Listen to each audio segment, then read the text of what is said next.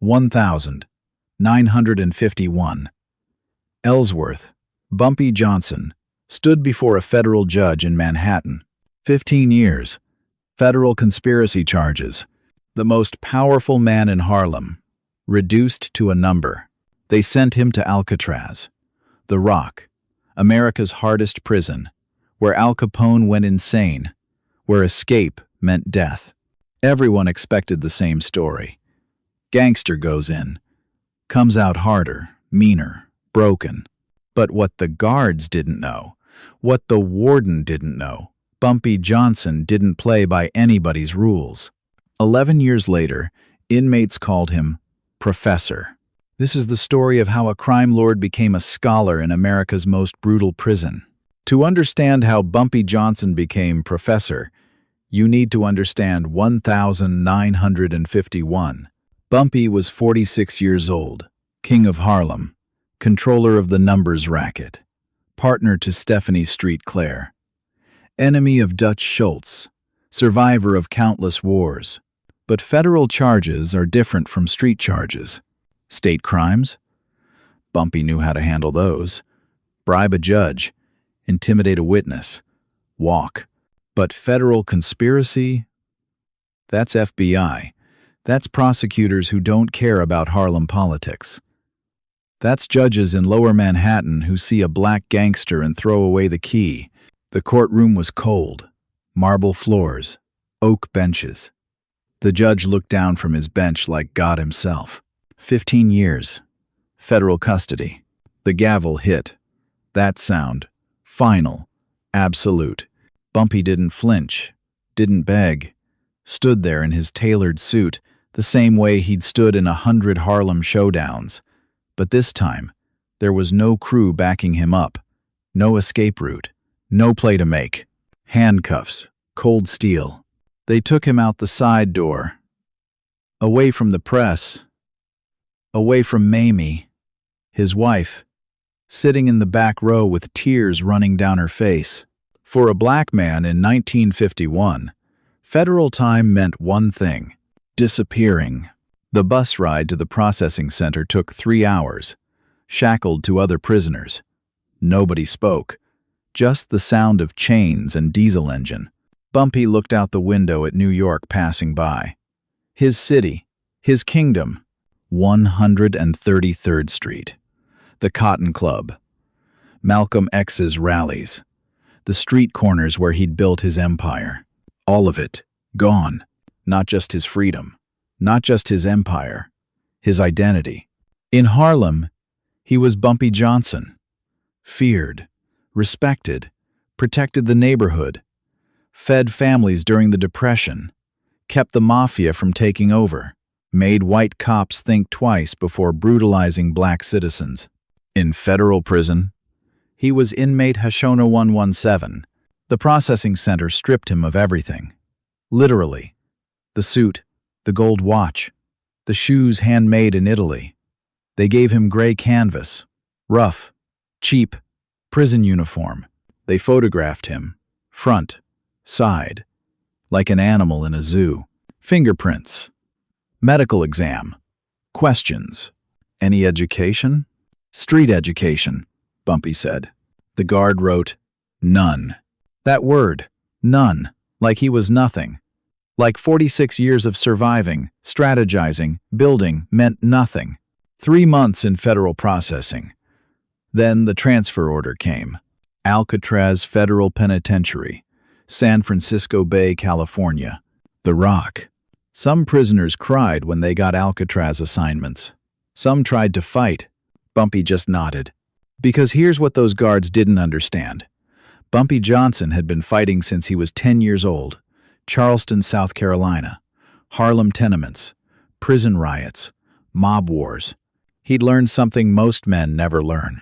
The body can be caged. The mind cannot. 1954. January.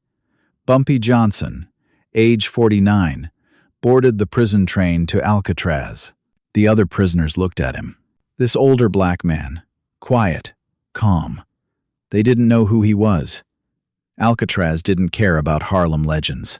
The train moved west, through the industrial northeast, across the farmland, over the mountains. 3 days of travel. Bumpy watched America pass by through barred windows. And somewhere during that journey, he made a decision. 15 years. He could spend it getting harder, more violent, more broken, or he could spend it getting smarter. The choice wasn't obvious. In prison, intelligence makes you a target. Books make you soft. Education is weakness. But Bumpy had never done the obvious thing. The train pulled into Oakland, transferred a ferry, and then he saw it, Alcatraz, rising out of the bay like a tombstone, gray, cold, surrounded by water so freezing that escape meant hypothermia in minutes. The Rock, America's Devil Island. This was home now. The cell was 5 feet by 9 feet. 1 bunk, 1 toilet, 1 sink, concrete walls, steel bars. Cell Block D, Isolation Wing, where they put the dangerous ones.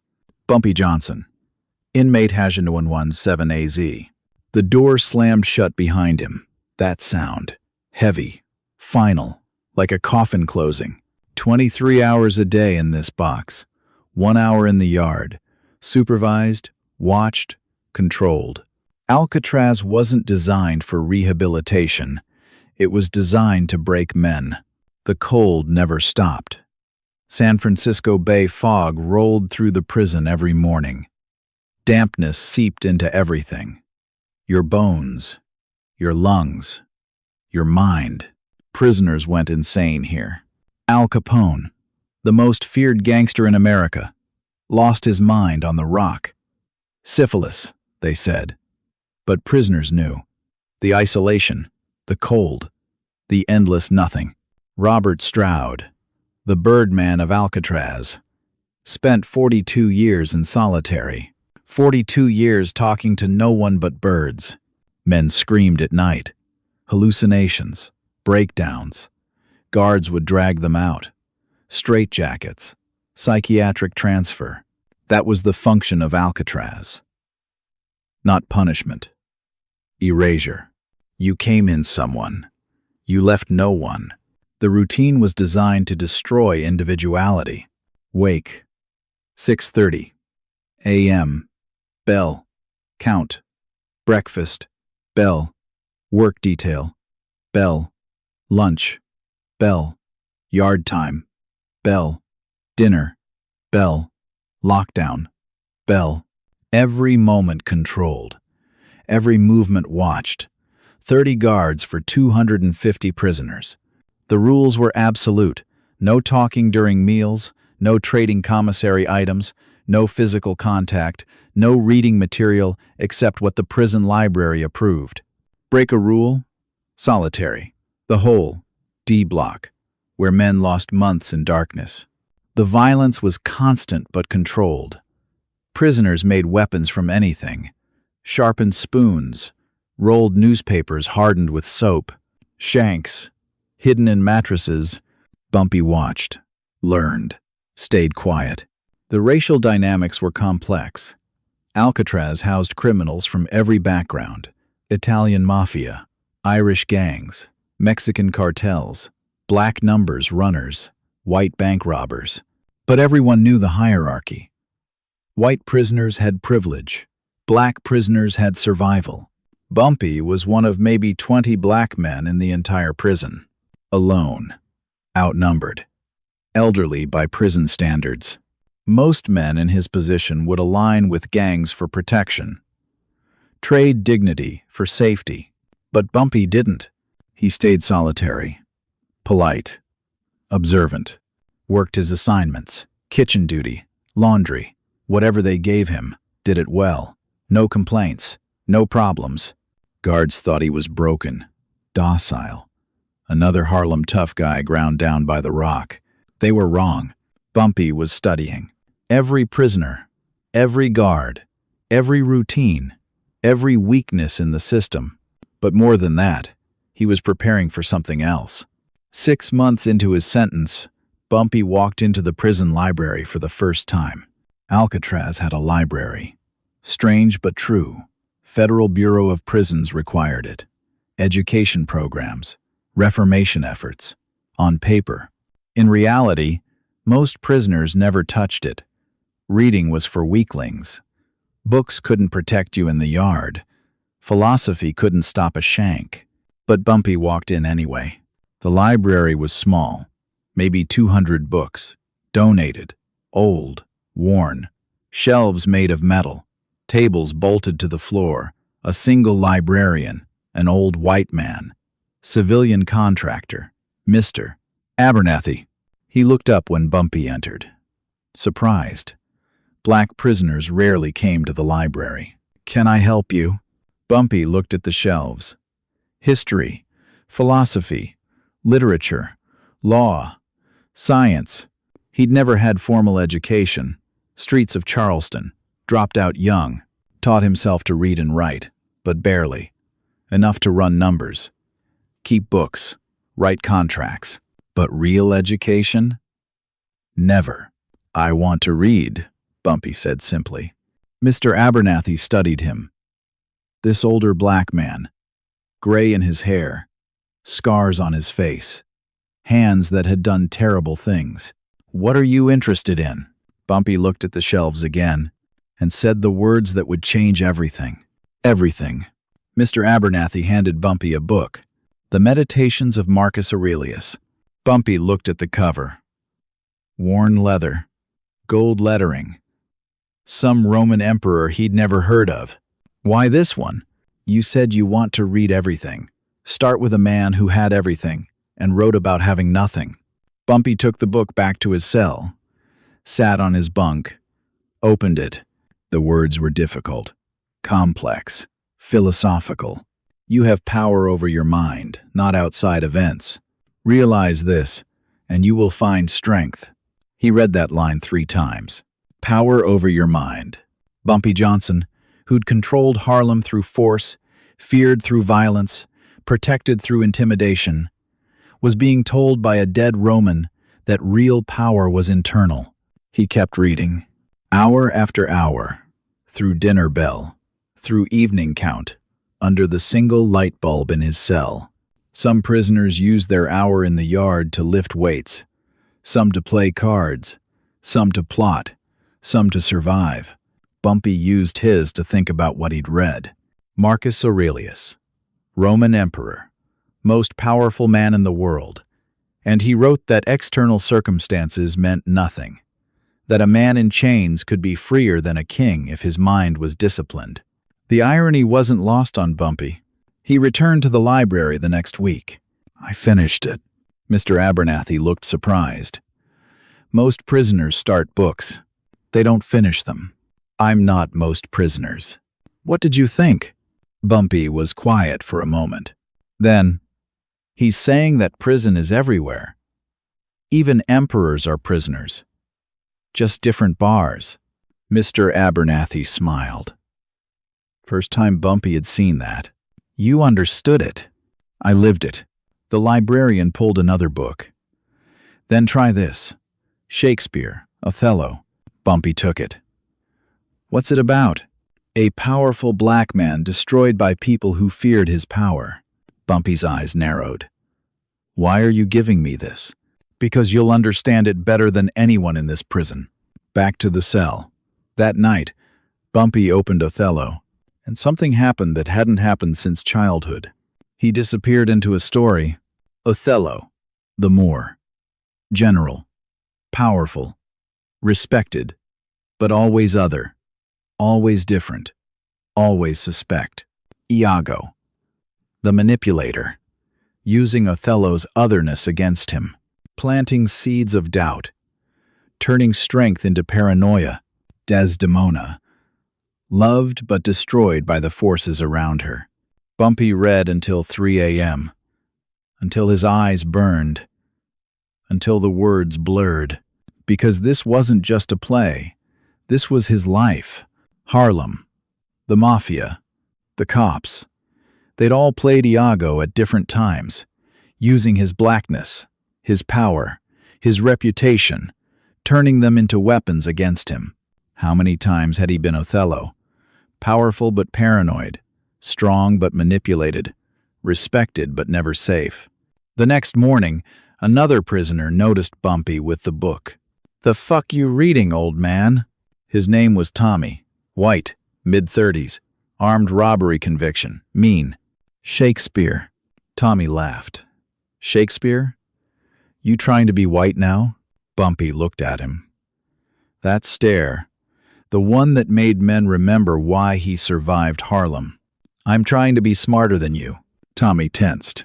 Prisoners nearby watched. This could escalate. Violence in Alcatraz happened fast, but Tommy just walked away. Because something in Bumpy's voice said this wasn't worth it. Word spread.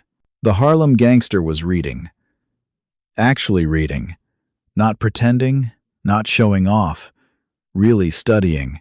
Some prisoners mocked him. Education was weakness. Books were for whites. For college boys. For people who didn't understand real power. But others were curious. Another prisoner approached Bumpy in the yard. Martinez. Mexican. Mid-40s. Quiet. "That book. Othello. What's it about?" Bumpy told him, in simple words. The story. The betrayal. The tragedy. Martinez listened. Then, "Sounds like my life." "That's the point," Bumpy said. "Shakespeare wrote about humans. All humans. 400 years ago. But we're still living the same stories." Martinez nodded slowly. "I can barely read English. Never finished school." "Neither did I. But I'm learning now." "Why now?" Bumpy looked around the yard, the walls, the guard towers, the bay beyond. "Because out there, I was powerful through force. In here, force means nothing. So I need different power." "Book power? Mind power." Martinez thought about that. Then, "Can you teach me?" And that's how it started. The library became Bumpy's church. Every week. Same time. Wednesday afternoon. During recreation hour. While other prisoners played handball or smoked cigarettes or traded contraband, Bumpy sat at the metal table and read. Philosophy. History. Literature. Plato's Republic. He didn't understand all of it. The language was dense, the concepts abstract, but he got the core idea, that societies function through agreed-upon lies, that power structures require consent. Harlem's numbers racket? Same thing. Everyone agreed to the rules. The runners, the collectors, the players. Without consent, the whole system collapsed. Frederick Douglass's autobiography. This one hit different. A man born enslaved, teaching himself to read, using literacy as a weapon of liberation. Bumpy read one passage 3 times. "Once you learn to read, you will be forever free." Free. In a prison. The irony. Number 4 to my heaven Hahnemann. But Douglass was right. Bumpy's body was in Alcatraz. His mind was traveling through centuries, continents, ideas. Sun Tzu's art of war. Strategy. Tactics. Know your enemy and know yourself. In 100 battles you will never be defeated. Bumpy had lived that. Harlem Wars. Dutch Schultz. The Mafia. He'd known his enemies. But had he known himself? The reading changed him. Subtly. His speech. His thinking. His approach. In the yard, prisoners started coming to him with questions. Not about books at first. About other things. "Bumpy, how do I handle this guard who keeps hassling me?" Bumpy would think. Apply what he'd learned. You can't fight direct power with direct power. Read the terrain. Find his weakness. Wait for the right moment. Sun Tzu. Applied. "Bumpy." My wife stopped writing. "How do I deal with that?" You can't control her actions. Only your response. Accept what you can't change. Find strength in yourself. Marcus Aurelius. Applied. "Bumpy, Tommy's trying to start shit with me. What should I do?" Tommy's angry because he's afraid. Fear makes men lash out. Don't give him what he wants. Give him what he fears. Shakespeare. Iago's tactics. Inverted. The prisoners noticed. Bumpy wasn't just reading. He was synthesizing, taking ancient wisdom and translating it to prison politics, philosophical texts, and applying them to survival. One day, a younger prisoner named Jackson approached him in the library. "They're calling you professor now. You know that?" Bumpy looked up from his book. "Who's they?" "Everyone. The whole cell block." "Why?"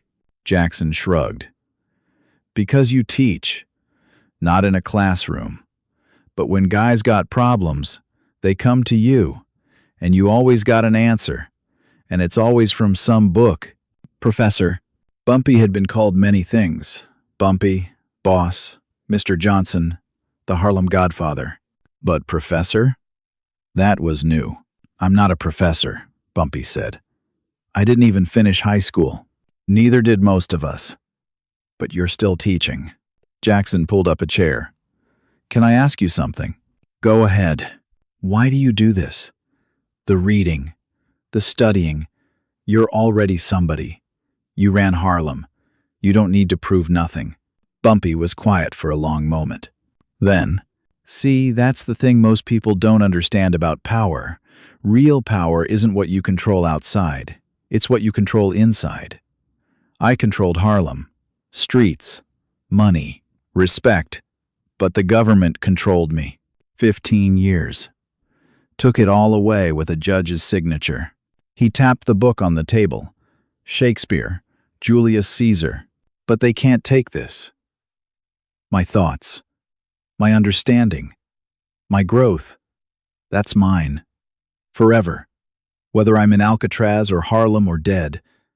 What I learn, I keep." Jackson absorbed that. "So you're building a different kind of empire. In your head." Bumpy smiled. "Rare." "Exactly." More prisoners started coming to the library. Not all of them. Most still thought reading was for weaklings. But a few. Martinez, Jackson, an older black prisoner named Williams, a white prisoner named O'Brien, who'd been a bank robber. They'd sit at the table with Bumpy, listen to him explain books, ask questions, argue about ideas. Mr. Abernathy, the librarian, watched this with amazement. In 20 years of working at Alcatraz, he'd never seen anything like it. A prisoner, no formal education, teaching other prisoners, philosophy, literature, strategy, creating, essentially, a prison university. One afternoon, a guard walked by the library, stopped, stared. 5 prisoners, different races, different backgrounds, all listening to Bumpy Johnson explain Plato's allegory of the cave. The guard shook his head and walked away. Impossible, but happening. The books piled up. Years. Hundreds of them. Bumpy kept a mental catalog. No paper, no notes. Prison didn't allow personal journals. So he memorized. Philosophy gave him framework. Stoicism, Marcus Aurelius, Epictetus, Seneca, control what you can, accept what you can't, find strength in adversity. For a man serving 15 years, Stoicism wasn't abstract. It was survival. We cannot choose our external circumstances, but we can always choose how we respond. Every morning, Bumpy woke up, remembered that line, made his choice. Today, I grow stronger. Literature gave him insight into human nature. Shakespeare, Othello, Macbeth, Hamlet, King Lear. Every play was a study in power. How men achieve it, how they lose it, how ambition destroys, how loyalty betrays. Bumpy had lived Shakespeare. Now he understood why. Macbeth's ambition. That was Dutch Schultz. Wanting Harlem so badly he destroyed himself pursuing it. Iago's manipulation. That was corrupt cops. using black communities against each other. Hamlet's indecision. That was himself sometimes. Overthinking. Missing opportunities. The plays weren't entertainment. They were manuals. History gave him context. He read about the Roman Empire, how it conquered, how it ruled, how it fell, about the American Revolution, how underdogs beat superpowers, strategy, patience, timing, about Reconstruction, how freed slaves built businesses, communities, governments, then watched white supremacy tear it all down through law, violence, terror. Bumpy had seen that in Harlem, Black Wall Street, thriving, until white mobs burned it, until racist laws destroyed it. History repeated. If you knew the patterns, you could predict the future. Biography gave him models. Frederick Douglass, born enslaved, taught himself to read, became the most influential black intellectual in America. If Douglass could do that from nothing, Bumpy could transform himself in prison. Booker T. Washington built Tuskegee from dirt and determination, navigated white power structures without surrendering black dignity. Bumpy had done similar in Harlem, worked with the mafia without becoming their puppet. W. E. B. Du Bois, the scholar, the fighter. The problem of the 20th century is the problem of the color line. Bumpy had lived on that color line, profited from it, protected his side of it, fought against it. Reading Du Bois helped him understand what he'd been doing wasn't just crime. It was resistance. Mathematics gave him precision. Probability theory. Statistics. Game theory. The numbers racket wasn't luck. It was math. Odds. Calculated risk. Reading mathematical theory made Bumpy realize he'd been applying complex probability calculations instinctively for decades. Now, he understood the underlying principles. That knowledge would be valuable when he returned to Harlem. Psychology gave him leverage. Freud, Jung, the unconscious mind, motivation, fear, desire. Why did men act how they acted? What drove them? Understanding psychology meant understanding how to manipulate.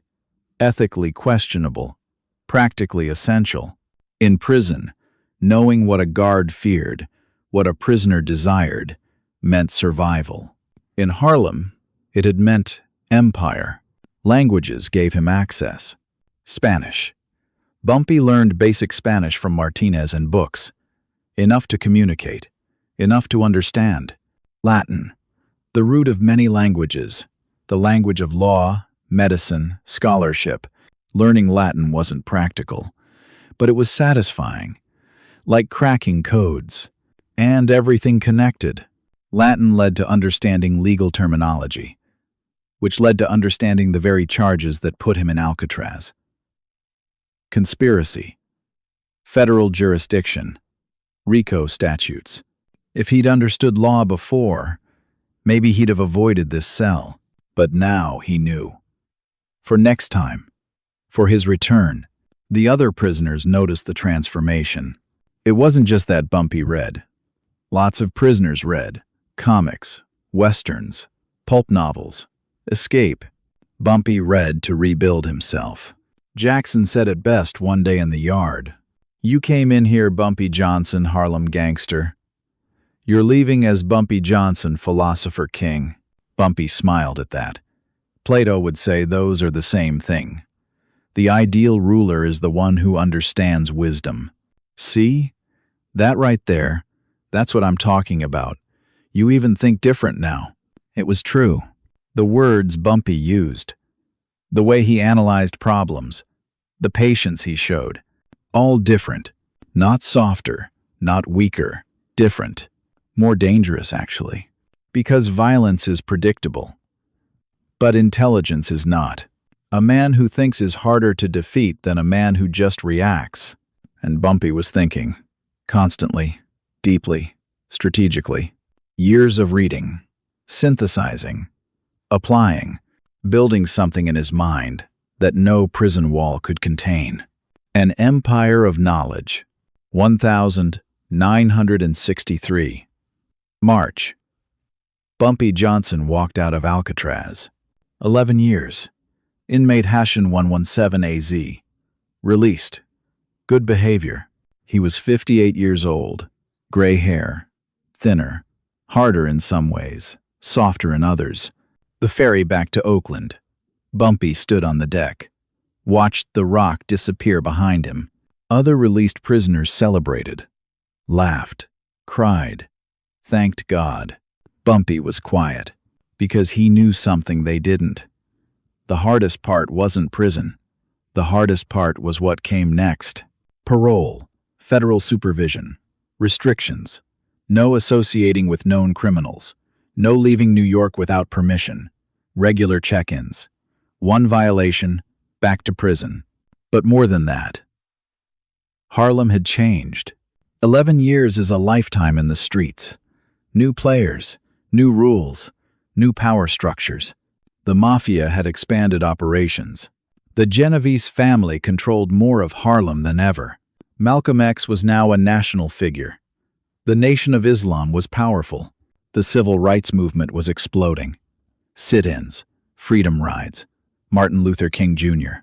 The Harlem Bumpy left in 1951 was Depression era. Poor but stable, controlled by black operators. The Harlem he returned to in 1963 was revolutionary, angry, changing. Where did an old gangster fit in this new world? The flight from Oakland to New York. 5 hours. Bumpy stared out the window. America below. Vast, complicated, beautiful, and broken. He'd read about this country's history in prison. Now he was seeing it from above. Landing at LaGuardia. Walking through the terminal. Free clothes. Not prison gray. A suit. Not expensive. Parole didn't allow flash. But clean. Respectable. People walked past him. No one knew who he was. Just another old black man. In Harlem, they knew. The taxi from LaGuardia to 133rd Street. 45 minutes. Bumpy watched the city change through the window. Manhattan. Then across the bridge into Harlem. The buildings. The streets. The people. Home. The taxi stopped. 133rd and 7th Avenue. Bumpy paid. Stepped out. And people stopped walking. Bumpy? An old woman. Mrs. Davis. She'd lived on 133rd for 40 years. "It's me, Mrs. Davis." She stared. Then tears. "They said you'd never come back. They said Alcatraz kills men. It tries." Word spread fast. Bumpy Johnson was back. Within an hour, people came to see him. Old friends, former associates, community members. They expected the old Bumpy. Hard, violent, quick to anger. They got something different. Bumpy listened more than he talked. Asked questions. Observed. Absorbed. "What's changed?" he asked. "Everything. The mafia's deeper in. Drugs everywhere now. Heroin. Worse than numbers. Destroying families. Young boys becoming addicts. Community falling apart. And the police? Still corrupt. Still brutal. But now there's national attention. Civil rights. So they're more careful. More strategic. And the leaders? Malcolm X. Adam Clayton Powell. New voices. Different approach than before. Not accommodating. Demanding. Bumpy absorbed all this. That night, he sat in his small apartment. Mame, his wife, had waited. 11 years. She was older too, but still there. "You're different," she said. "I know. Quieter. More. I don't know. Thoughtful. Prison does that. Not to most men. Most men come out worse. You came out. I don't know the word. Educated." She looked at him. "They called you professor in there?" Bumpy smiled. "Who told you that?" "Letters. Prisoners who got released before you. They'd come by. Tell me stories about how you taught them, how you changed. I didn't teach. I just read. No, you taught. That's different than just reading. She was right. Bumpy had discovered something in Alcatraz. Teaching was another form of power, maybe the most lasting form. You can control someone with fear. They obey while you're watching. But when you're gone, they rebel. You can control someone with money. They stay loyal while you're paying. But when the money stops, they leave. But teach someone something true? That's forever. They carry it. They use it. They pass it on. That's legacy. The next day, Bumpy walked through Harlem. People watched. Whispered, "That's Bumpy Johnson. He's back." Some looked excited. Some looked worried. Some looked curious. He stopped at a corner. Group of young men. Teenagers. Dealing something. Drugs. Probably. They saw him. Tensed. Old gangster. Might be a threat. Bumpy walked up to them. "You know who I am? You're Bumpy. Old school." "That's right. Old school. So let me give you old school wisdom. What you're doing right now, it's a trap. Man, we just trying to eat." "I know. I did the same thing at your age. But I'm 58 now. Just spent 11 years in Alcatraz. And I'm telling you, this game doesn't end well. Either you die, or you're in prison, or you're broken. There's no fourth option." One of the young men, taller, bolder. "So what should we do? School? Get a job at the post office? Be respectable?" Bumpy looked at him. "No. Be smart. If you're going to be in the streets, do it strategically. Read. Learn. Understand the systems you're fighting. Otherwise, you're just bodies for the prison industry." They stared at him. "Read? Read. What, like books?" "Exactly like books." They laughed. But nervous laughs. He walked away. Behind him, one of the young men said to his friend, "That old man's crazy." But the taller one, the bold one. He watched Bumpy walk away and said quietly, "Maybe. Or maybe he knows something we don't." That was the beginning. 1963 to 1968. 5 years. Bumpy Johnson's last years. Different than his first 40. He didn't return to controlling the numbers racket. Federal parole. Too risky. One mistake. Back to Alcatraz. But he didn't disappear either. He became something else. Advisor, mentor, elder statesman. Young activists came to him. Civil rights workers. Black power advocates. They'd heard of Bumpy. The legend. The man who'd stood up to the mafia. Protected Harlem. They wanted his support. His wisdom. His strategy. Bumpy would sit with them in coffee shops, restaurants, apartments. And he'd teach. Not crime. Philosophy. You can't win a war without understanding the enemy's system. Read their laws, their history, their tactics, then beat them with knowledge. Malcolm X came to see him. Several times. Family accounts document this. 2 men. Both had transformed in different ways. Malcolm in Mecca, Bumpy in Alcatraz. They talked about strategy, about community protection, about the best way to fight oppression. Malcolm respected Bumpy because Bumpy had done something Malcolm understood, educated himself, transformed himself, refused to be defined by others.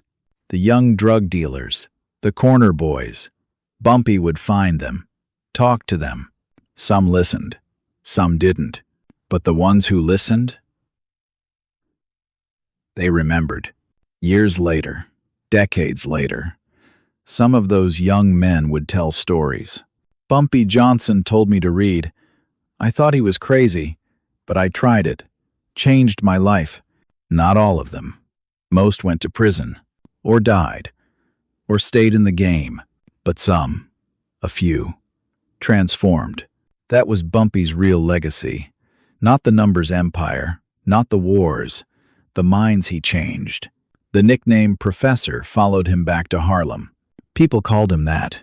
With respect, with humor, with understanding. Professor Johnson. What's the word today? Bumpy would smile. Quote something. Marcus Aurelius, Shakespeare, Frederick Douglass. At first, people thought he was showing off, trying to be better than them, but they realized he was sharing, trying to give them what prison had given him: tools for survival, mental weapons, liberation through knowledge. July 7th, 1968. Bumpy Johnson died. Heart attack. Wells Restaurant, 7th Avenue, 63 years old. He'd spent 11 of those years in Alcatraz. The funeral. Woodlawn Cemetery, Bronx. Thousands came. Community members, criminals, activists, old enemies, new friends. The New York Amsterdam News covered it, called him Harlem's Robin Hood. The obituary mentioned his criminal past, but also his community protection, his principles. They didn't mention Professor. That was insider knowledge. But at the funeral, prisoners who'd served time with Bumpy in Alcatraz came. Paroled, free, changed. They told stories about the library sessions, the discussions, the way Bumpy translated ancient wisdom into street survival, about how he'd taught them that prison was temporary but education was permanent, about how he'd proven that transformation was possible, even for gangsters. Even in Alcatraz, even at 50 years old. The lesson of Bumpy Johnson isn't crime. It's not violence. It's not even street smarts. The lesson is this: it's never too late to learn, never too late to grow, never too late to become someone different. Bumpy came into prison a gangster. He left a scholar, not because prison reformed him, because he reformed himself. Federal judge sentenced him to 15 years, tried to erase him, break him, turn him into a number. Instead, Bumpy turned himself into a professor. The bars held his body, but his mind traveled further than Harlem ever could have taken him, through centuries of philosophy, across oceans of literature, into depths of wisdom. And when he walked out, the knowledge walked with him. That's the power they can't take, the freedom they can't revoke, the empire they can't destroy. The empire of the mind. Bumpy Johnson, 1905 to 1968. Gangster, prisoner, professor, inmate AZ,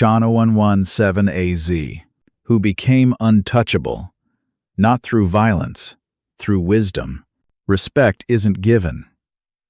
Education isn't stolen. Transformation isn't easy, but it's always possible. February 1951, he walked into prison. March 1963, Professor walked out, and Harlem was never the same. If this story moved you, hit that subscribe button. We're uncovering the real stories behind Harlem's legends, the transformations, the wisdom, the moments that history forgot. Drop a like if you believe education is the ultimate power. And in the comments, answer this. If you had 11 years in prison, what would you read? Next video. Malcolm X and Bumpy Johnson, the real relationship before the assassination. The mentorship nobody talks about. The philosophy they shared. The legacy that connected them. More legendary transformations coming. Stories that prove it's never too late to change. Don't miss it.